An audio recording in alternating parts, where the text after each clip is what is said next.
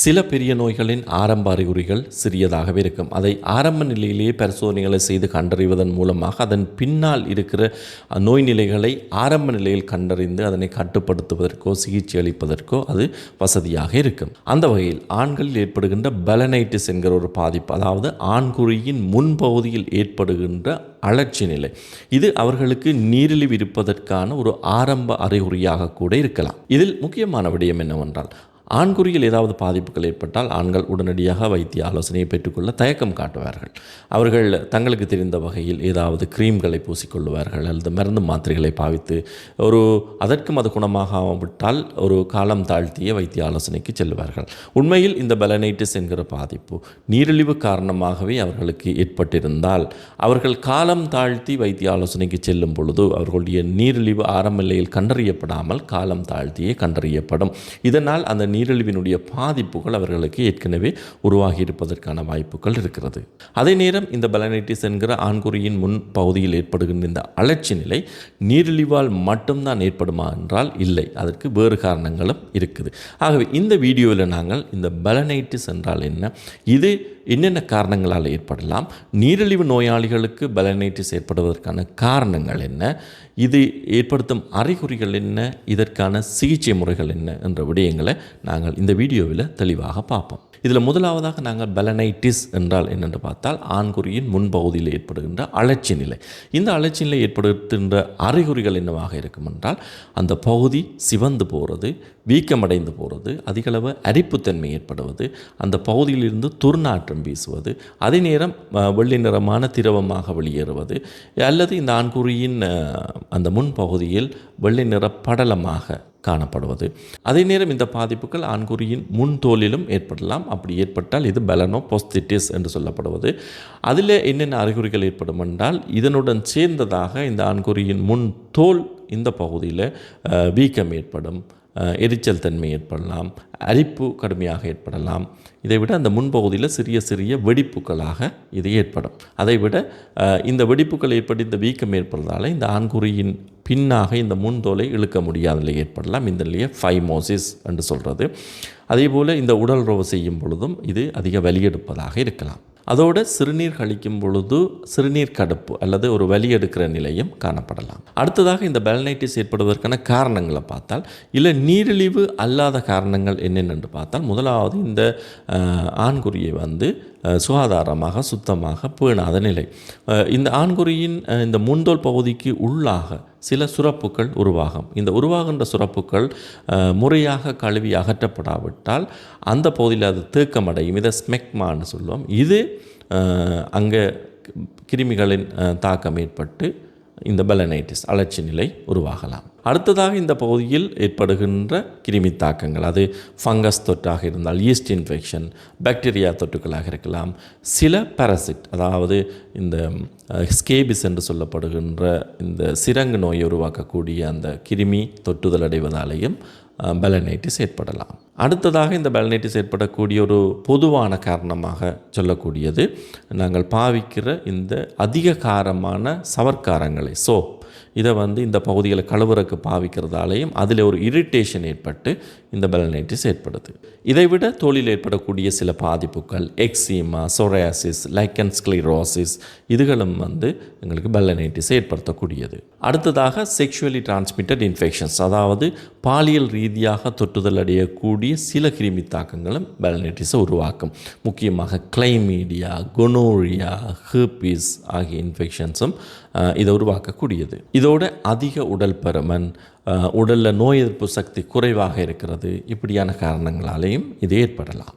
அடுத்ததாக இதுக்கான சிகிச்சை முறைகள் என்னென்று பார்த்தால், இது என்ன காரணங்களால் இது ஏற்படுகிறது என்றதன் அடிப்படையில் தான் இதுக்கான சிகிச்சை முறைகள் அமையும். முக்கியமாக இது சிறுவர்களும் ஏற்படலாம். இந்த ஃபைமோசிஸ் என்று சொல்லப்படுகிறது, அதாவது பிறப்பிலிருந்தே அவர்களுடைய ஆண்குறியின் முன்தோல் சிறியதாக காணப்படுகிறது. இதனால் அது பின்னோக்கி இழுத்து அதனை சுத்தம் செய்ய முடியாத நிலை காணப்படும். இதனால் அங்கே சுரப்புகள் உருவாகி இந்த அழற்சி நிலை உருவாகிறது. இவர்களுக்கு இது மீண்டும் மீண்டும் ஏற்பட்டு இதனோட சேர்ந்ததாக சிறுநீர் வழி தொற்றுக்கள் அடிக்கடி ஏற்படுற நிலை இப்படியெல்லாம் காணப்பட்டால் அவர்களுக்கு அந்த சத்திர சிகிச்சை மூலமாக இந்த முன்தோலை அகற்றப்படும். அதே நேரம் நாங்கள் ஏற்கனவே சொன்ன சாதாரண விடயங்களாக இருந்தால் இந்த சுத்தம் சுகாதாரணமாக இந்த ஆண்குறியை பேணிக்கொள்வது, மற்றது அதிக காரமான சவர்க்காரங்களை பாவிக்காமல் விடுவது, அதே மாதிரி மற்ற இந்த செக்ஷுவலி டிரான்ஸ்மிட்டட் இன்ஃபெக்ஷன் பாலியல் ரீதியான கிருமி தாக்கங்களாக இருந்தால் அதை உரிய பரிசோதனைகள் செய்து அதற்கான சிகிச்சையை பெற்றுக்கொள்வது. சிலர் இந்த ஆண்குறியில் ஏதாவது இப்படியான புண்களோ காயங்களோ அல்லது அலட்சியலையோ ஏற்பட்டால் சிகிச்சைக்கு தயங்குவார்கள். இது ஒரு இந்த பால்வினை நோயாக இருக்கலாமோன்னு சொல்லி எந்த விதமான நோய் நிலைகளாக இருந்தாலும் அதற்கு முழுமையான சிகிச்சை அளிக்கக்கூடிய வசதிகள் எல்லாம் இருப்பதால் நீங்கள் இதற்கு தயக்கம் காட்ட வேண்டிய எந்த அவசியம் இல்லை. இதில் அடுத்ததாக நாங்கள் பார்க்க வேண்டியது நாங்கள் ஏற்கனவே சொன்ன முடியும், அதாவது நீரிழிவு நோயாளிகளுக்கு எப்படி இந்த பெலனைட்டிஸ் ஏற்படுகிறது என்றுதான் இதில் பார்க்க வேண்டிய அடுத்தபடியாக. முக்கியமாக நீரிழிவு நோயாளிகளை பொறுத்தவரை நாங்கள் இதில் 2 விதமாக சொல்லுவோம். ஒன்று, ஏற்கனவே அவர்களுக்கு நீரிழிவு இருக்குது, அவர்கள் மருந்து மாத்திரைகளை பாவித்து கொண்டிருக்கிறோம். 2வது, அவர்களுக்கு நீரிழிவு இருக்கிறது தெரியாது, அப்படியானவர்கள் என்று வச்சுக்கொள்வோம். முக்கியமாக இந்த நீரிழிவு இருந்து மருந்து மாத்திரைகளை பாவித்துக் கொள்வர்கள் அவர்களுடைய இரத்தத்தில் குளுக்கோஸின் அளவு கட்டுப்பாட்டில் இருந்தால் அவர்களுக்கு இந்த பெலனைட்டிஸ் வராது.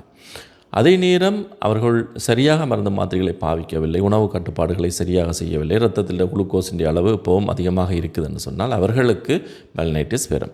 அதே மாதிரி புதிதாக நீரிழிவு உருவாக்கம் பெற்றவர்களுக்கும் இரத்தத்தில் குளுக்கோஸின் அளவு அதிகமாக இருக்கும். இந்த 2 வகையினர்லேயும் உள்ள பொதுவான விடயம் இரத்தத்தில் குளுக்கோஸின் அளவு அதிகம். அந்த அதிகரித்த குளுக்கோஸ் சிறுநீரோட வெளியேறும்.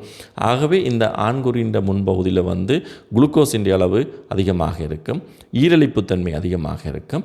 இந்த நீரிழிவு அவர்களில் இருப்பதால் அவர்களுடைய உடலில் நோய் எதிர்ப்பு சக்தி குறைவாக இருக்கும். இந்த 3 விடயங்களும் அவர்களுக்கு அந்த அந்த ஆண்குறியின் கிளான்ஸ் என்ற அந்த பகுதியில் கிருமி தாக்கங்களுக்கு வழிவகுக்கும். முக்கியமாக ஃபங்கஸ் கிருமிகள், அதாவது ஜீஸ்ட் எனப்படுகின்ற கிருமிகள்.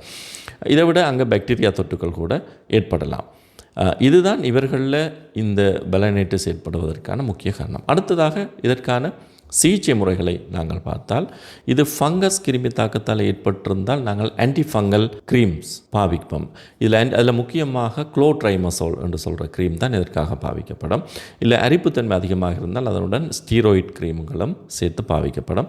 இது அனைத்து விடயங்களும் வைத்தியரிடம் காட்டி வைத்தியரின் ஆலோசனையின் அடிப்படையில் இது என்ன காரணத்தால் வந்த பெலனைட்டிஸ் என்றதை வைத்துத்தான் இதுக்கு சிகிச்சை அளிக்கப்பட வேண்டும். ஆகவே நீங்களாகவே சிகிச்சை அளிப்பதை நீங்கள் தவிர்த்து கொள்ள வேண்டும். அதே நேரம் இது அதிகமாக இருந்தால் இது வாய் வழியாக எடுக்கிற ஆன்டிஃபங்கல் டேப்லெட்ஸ் மாத்திரைகளும் எடுக்க வேண்டி ஏற்படலாம். இதை விட அந்த அரிப்புத்தன்மை அதிகமாக இருந்தால் அதை குறைப்பதற்கான மாத்திரைகளும் சில வேளை வாய் வழியாக எடுக்க வேண்டி ஏற்படலாம். இதை விட பாக்டீரியாக்களின் தொற்றுக்கள் இருந்தால் ஆன்டிபயோட்டிக்ஸ் பாவிக்க வேண்டி ஏற்படும். அதே நேரம் நீரிழிவு நோயாளிகளை பொறுத்தவரை நீரிழிவு கட்டுப்பாட்டில் இல்லாவிட்டால் இது மீண்டும் மீண்டும் அவர்களுக்கு இந்த மருந்து மாத்திரைகளை பாவிக்கும் பொழுது குறைவடையும் மீண்டும் ஏற்பட்டு கொண்டிருக்கும். ஆகவே நீரிழிவு நோயாளிகளுக்கு இது மீண்டும் ஏற்படுது என்றாலே அதன் இன்னமொரு காரணம் அவர்களுடைய நீரிழிவு கட்டுப்பாட்டில் இல்லை என்பதாகும். ஆகவே சாதாரணமாக தற்போது என்னிடம் சிகிச்சை வருபவர்களுக்கும் பார்த்தால் ஒரு இளைஞர்கள் தொடக்கம் கொஞ்சம் வயதானவர்கள் வரை இந்த பெலனைட்டிஸோட வருபவர்கள், அதாவது இந்த ஆண்குறியின் முன்பகுதியில் அழற்சியோடு வருபவர்களுக்கு பொதுவாக முதலாவதாக செய்யப்படுகின்ற ஒரு சோதனை தான் இந்த பிளட் சுகர் டெஸ்ட் செய்து பார்க்கல அவர்களுக்கு நீரிழிவு இருப்பது அடையாளப்படுத்தப்படுகிறது. ஆகவே இந்த பெலனைட்டிஸ் என்ற நிலை இருந்தால் நீங்கள் தயக்கம் காட்டாமல் வைத்திய ஆலோசனையை பெற்று உரிய பரிசோதனைகளை செய்து அதற்குரிய காரணத்தை கண்டறிந்து அது நீரிழிவாக இருந்தால் ஆரம்ப நிலையிலேயே அதற்கான கட்டுப்பாட்டு நடைமுறைகள் மற்றும் சிகிச்சைகளை நீங்கள் பெற்றுக்கொள்ள வேண்டும். தொடர்ந்தும் உங்களுடைய ஆரோக்கியம் சம்பந்தமான மற்றும் ஒரு வீடியோவில் உங்களை நான் சந்திக்கிறேன். நன்றி.